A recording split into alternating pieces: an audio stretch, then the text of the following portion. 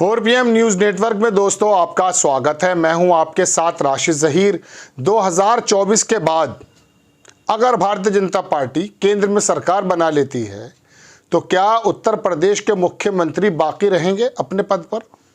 ये चर्चा काफ़ी दिनों से आप सुन रहे हैं, लेकिन 16 तारीख में उत्तर प्रदेश के मेरठ में ठाकुर समाज, क्षत्रिय समाज की एक बहुत बड़ी मीटिंग होने जा रही है। आपको हमने बताया था कि ननौता सहारनपुर के अंदर भी हुई थी और वहां भारतीय जनता पार्टी की नीतियों के खिलाफ इकट्ठा होकर के ये प्रण किया गया कि हम भारतीय जनता पार्टी के कैंडिडेट को वोट नहीं देंगे। बहुत सारी वीडियोस मैं आपको पहले भी दिखा चुका, लेकिन वो बताना चाहता हूं कि क्षत्रिय समाज के निचले स्तर पर, निचला स्तर इन द सेंस कि गांवों में और कस्बों में उनके घर में, उनके मन में ये बात घर कर चुकी है कि 2024 के बाद योगी जी का नंबर लगने वाला है। ये बात आप बहुत लोगों से सुनते थे, लेकिन अब मैं वीडियो के माध्यम से आपको बताऊंगा कि उनका कहना यह है कि अगर भारतीय जनता पार्टी को सबक नहीं सिखाया गया तो योगी जी का नंबर अगला होगा, जैसा कि वसुंधरा राजे और शिवराज चौहान वगैरह तमाम लोगों का हुआ है। एक बात। दूसरी बात यह है कि क्षत्रिय समाज, ठाकुर समाज एक बहुत बड़ी रैली करने वाला है, बहुत बड़ी मीटिंग, महापंचायत करने वाला है। उस महापंचायत ने भी भारतीय जनता पार्टी के होश उड़ा दिए। मुजफ्फरनगर, कैराना, सहारनपुर, मेरठ और बिजनौर, इन तमाम पट्टी पर भारतीय जनता पार्टी के नुमाइंदों की मुश्किल बढ़ती नज़र आ रही है, चूँकि ननौता के अंदर ये प्रण किया गया कि आने वाले इलेक्शन में भारतीय जनता पार्टी को सपोर्ट नहीं किया जाएगा। अब अगर मेरठ से ये चिंगारी आगे गई तो एक तो भारतीय जनता पार्टी के लिए नुकसानदा होगी। वो तो क्या होती है वो तो गोदी मीडिया बताएगा। एक्चुअली गोदी मीडिया और मेनस्ट्रीम मीडिया ने इस बर्निंग मुद्दे को चुप कर दिया, लेकिन यहाँ दर्जनों के एतबार से, मतलब अनगिनत, मेरे पास कोई गिनती नहीं है, सरदाना के कपसाड़ में हुई, नानौता में हुई, अलीगढ़ में और तमाम जगहों पर ये मीटिंग और ये विरोध जो चल रहा है, ये पश्चिमी उत्तर प्रदेश के अंदर क्षत्रिय समाज को भारतीय जनता पार्टी से दूर कर रहा है। ताज़ा खबर सुनिए कि सहारनपुर में बीजेपी के खिलाफ क्षत्रियों ने महापंचायत बुलाई। देश भर में 80 ठाकुरों के टिकट कटने की नाराजगी थी। फैसला लिया गया है कि वोट उस पार्टी को देंगे जो बीजेपी को हराएगी। ऐसी ही पंचायत 16 अप्रैल को मेरठ में बुलाई गई है। ये जो मामला है मैं आपको पहले भी बता चुका कि शायद जयंत चौधरी को प्रधानमंत्री जी ने अपने मंच पर इसीलिए आने नहीं दिया क्योंकि उनको मालूम था कि यहाँ 24 गाँवों की ये बैठक, जहाँ पर ठाकुर समाज के लोग प्रतिनिधित्व करते हैं, उन लोगों की नाराज़गी बहुत ज़्यादा बढ़ गई थी। मुजफ्फरनगर का कैंडिडेट जो संजीव बालियान है, उसकी तो दिक्कत है कि वो कल मैंने आपको बताया, लेकिन तमाम जगहों पे बड़ी दिक्कत ये है, हम सोचते ये थे कि ये वाली चर्चा सिर्फ और सिर्फ पत्रकारों के मंथन में चल रही है, लेकिन छोटे छोटे ब्लॉक के अंदर ये बात घर कर गई है कि भारतीय जनता पार्टी जिस तरह से ठाकुर नेताओं को अलग करती जा रही है, कहीं योगी जी का नंबर तो आगे ना आ जाए। अब आपको मैं कुछ वीडियोस दिखाता हूं दोस्तों, जिसके अंदर लोगों ने कहा कि हमें ये बाबा को लेकर आएंगे। ये मैंने कल भी आपको दिखाया था हालांकि, लेकिन इनकी बातों में नहीं आना। 2027 में इकट्ठे हो जाएंगे, ये कहना है उनका, लेकिन फिलहाल तो इनको सबक सिखाना है। आप छोटा सा ये वीडियो देखिए। अब एक खतरा बन रहा है, अब कोई हथियार नहीं चल रहा, एक हथियार रह रहा, वो हथियार आपके दिलों में, दिमाग में, हमारे भी दिलों दिमाग में भर रहा। बाबा को मिलाया जाना, समय पटाने खातर, समय समझाने खातर बाबा को मिलाया जाएगा। और मैं 99% तो कह सकूं, अब क्या बाबा रोने में भी आ सके। मजाक समझियो, इतनी नाराजगी है समाज में कि आपका बाबा रोनी में भी आ सके। और मेरे भाई, मैं कहना था, एक गांव में पीछे मैं एक दिन गाड़ी लेके जाता था और एक ट्रक में रख जा रहा था, तो ट्रक पे लिख रहा था हंस मत पगली प्यार हो जाए। तो मेरे भाई, बाबा आवाना तब हंसी होना नहीं, तब प्यार हो जाएगा। अब जो आपके समय बाबा का प्यार हो गया, ना बाबा की जान बचे ना हमारी बचे, दोनों लोग ही नहीं बचे। ये सारा षड्यंत्र उसी के लिए है।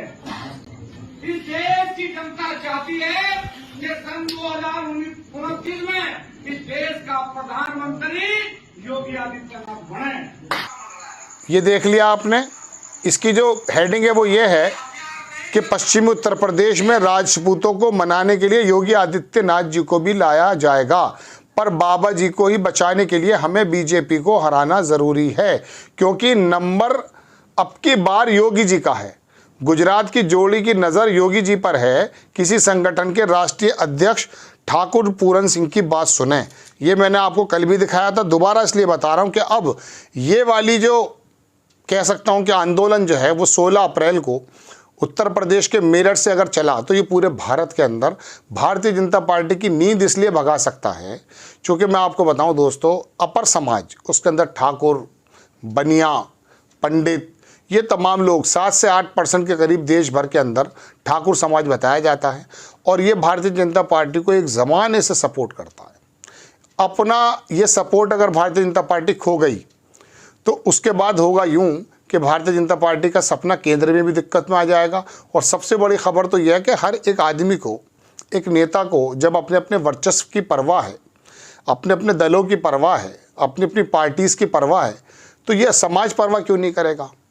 उनका कहना यह है दोस्तों, मैंने कल भी किसी प्रोग्राम में कहा था कि बेईमानी से 5-6 हज़ार से जीतने वाले को तो आपने टिकट दे दिया, यानी कि संजीव बालियान पर आरोप लगता है। और जो 5 लाख वोटों से जीते थे V K Singh, general V K Singh, उनका टिकट आपने काट दिया। ठाकुरों को जिस तरह से मैं कह सकता हूँ साइड लाइन किया जा रहा है, उस बात को ठाकुर समाज समझ चुका है। ये बात दिगर है कि योगी जी अपने पद पर रहने के बाद कुछ ना कहें, लेकिन योगी जी को भी मालूम है कि उनकी स्थिति जब तक मजबूत है, जब तक ठाकुर समाज उनके साथ खड़ा है। और अब धीरे धीरे आपको मैं पहले भी कई बार बता चुका, बल्कि मैंने एक अलग एपिसोड बनाया था कुछ वक्त पहले कि अगर आप छत्तीसगढ़ से चलें, डॉक्टर रमन सिंह कहाँ हैं बताइए। आपको बिहार में कोई नेता याद आता है? एक सुशील मोदी हुआ करते थे, वो भी जमींदोज हैं, बताइए। दोबारा भी सरकार बनी नीतीश कुमार के साथ, सुशील मोदी जी को हटा दिया। जो नेता थोड़ा सा ऊपर आता है उसको जमींदोज कर दिया जाता है। उड़ीसा में तो आप नाम भी नहीं बता सकते किसी नेता का। बंगाल में बता दीजिए, कुछ भारतीय ममता बनर्जी के नेता हैं, फिलहाल उनसे काम लिया जा रहा है। उधर आप महाराष्ट्र में आ जाइए, महाराष्ट्र कर्नाटक में आ जाइए, येदियुरप्पा साहब एक अलग कम्युनिटी के नेता थे, उनको भी जमींदोज कर दिया गया था, पीछे हटा दिया गया था। बल्कि बताइए कौन नेता? जो नेता भी थोड़ा सा ऊपर बढ़ता है उसको भारतीय जनता पार्टी थोड़ा सा अंडरलाइन कर देती है, ताकि भविष्य में अमित शाह और मोदी जी के लिए कोई चुनौती ना बने। ऐसा आरोप है, ये हम नहीं कह रहे हैं। लेकिन ये बताइए, कोई भी आदमी अजर अमर है? कितने साल तक, कितने सदी तक आप प्रधानमंत्री रहेंगे?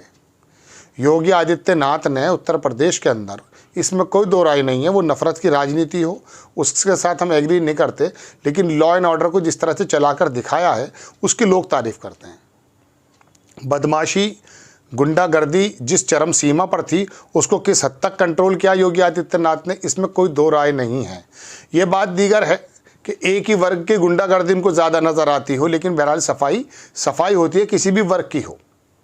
तो इस बात को लेकर के योगी आदित्यनाथ की तारीफ करनी चाहिए।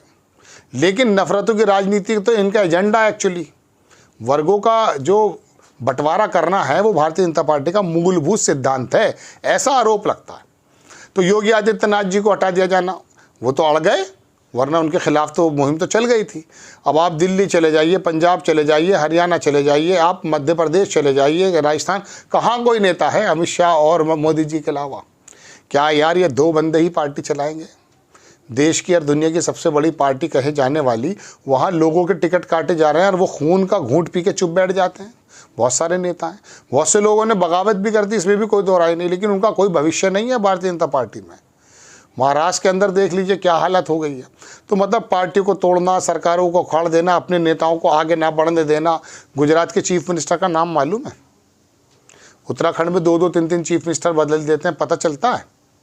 कहने का ये एक, मैं कह सकता हूँ कि तानाशाह वाली तो पद्धति के लिए बेहतर हो सकती है ये बात, लेकिन जहाँ लोकतंत्र है, जहाँ आपस में सलाह मशवरा करके काम किया जाता है, ये देश तो इस प्रकार का है कि कांग्रेस आई को अशोक गहलोत और कमलनाथ बिल्कुल हाशिए पर डाल देते हैं, कहते हैं नहीं हम लड़ रहे हैं इलेक्शन, आप रहने दीजिए, सारे काम खुद कर रहे थे।